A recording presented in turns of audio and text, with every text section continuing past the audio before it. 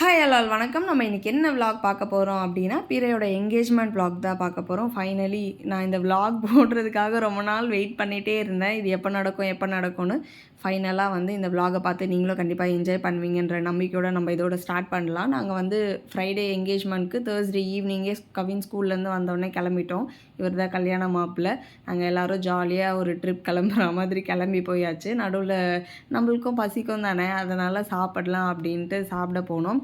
தங்கப்பிள்ளை அங்கே வந்து அந்த சோம்புலாம் கொடுப்பாங்கள்ல ஒயிட் கலர், அதெல்லாம் ரொம்பவே விரும்பி சாப்பிடுவான். அதெல்லாம் சாப்பிட்டா அன்றைக்கி அவனே சாப்பாடு சாப்பிட்டான் ஓரளவுக்கு. ஸோ அது வரைக்கும் எனக்கு கொஞ்சம் ஹாப்பியாக இருந்தது. நல்லா ஜாலியாக சாப்பிட்டு முடிச்சுட்டு அந்த ட்ரிப்பை கண்டினியூ பண்ணோம். சென்னைனாலே கண்டிப்பாக டிராஃபிக் இல்லாமல் எப்படி, டிராஃபிக்கில் நொஞ்சு போய் அதுக்கப்புறம் ரூமில் போய் கொஞ்சம் ஃப்ரெஷ்ஷப் ஆகிட்டு ஜூஸ் குடிக்கலான்னு போனோம். இந்த ஒரு ஜூஸ் 150 ருபீஸ். மனசு கொஞ்சம் தேத்திக்கிட்டு குடிச்சிட்டு கிளம்பியாச்சு. நெக்ஸ்ட் டே மார்னிங் வந்து பரபரன்ட்டு காலையில் எழுந்து ரெடி ஆகிட்டு இருந்தோம். இதுதான் அன்றைக்கி என்னோடய லுக். அண்ட் இதுதான் எங்கள் அம்மாவோட லுக் இது. அதுக்கப்புறம் பிறையுமே அழகாக க்யூட்டாக ரெடி ஆகிட்டு அங்கேயே கொஞ்சம் ஃபோட்டோ ஷூட்லாம் பண்ணிகிட்டு இருந்தான். பண்ணி முடிச்சுட்டு அதுக்கப்புறம் இங்கே வந்து க்யூட்டாக அழகாக சிரிச்சுட்டு உட்காந்து எல்லாமே சொல்கிறதெல்லாம் பண்ணிகிட்டு இருந்தாங்க. அவங்களுக்கு ட்ரெஸ் கொடுத்து மாற்றுற கேப்பில் இவங்களுக்கும் இதெல்லாம் நடந்தது. ஸோ அந்த இடத்துல வந்து எப்போவுமே நிச்சயதார்த்தம் அப்படின்னா பேரண்ட்ஸோட சைனும் அதுக்கப்புறம் வந்து சாட்சி கையெழுத்து போடுவாங்க.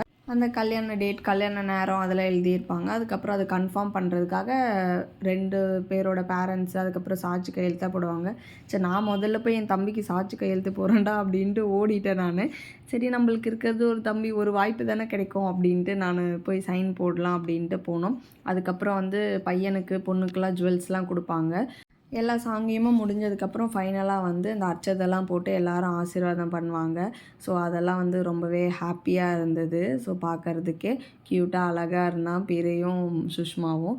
ஆக்சுவலாக வந்து எங்களோட ஃபேமிலியில் இன்னொரு ஃபேமிலி ஜாயின் ஆகுது அப்படின்னும்போது எனக்கு ரொம்பவே ஹாப்பியாக இருக்குது.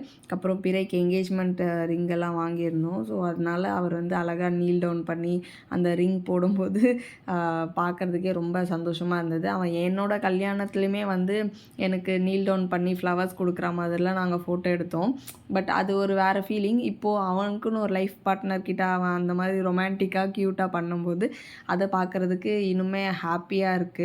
ஸோ வந்து அவனை வந்து ஒரு சின்ன குழந்தையாகவே பார்த்தது ஞாபகம் இருக்குது. எங்கள் தொத்தாவோட கல்யாணத்துலேயோ நிச்சயதார்த்தத்துலேயோ வந்து அவனுக்கு நான் உட்கார வச்சு கல்கண்டு கொடுத்துட்ருப்பான். அவன் குட்டி குழந்தையா இருப்பான். அழுகுறான்ட்டு என் பக்கத்தில் உட்கார வச்சு கல்கண்டு கொடுப்பேன்.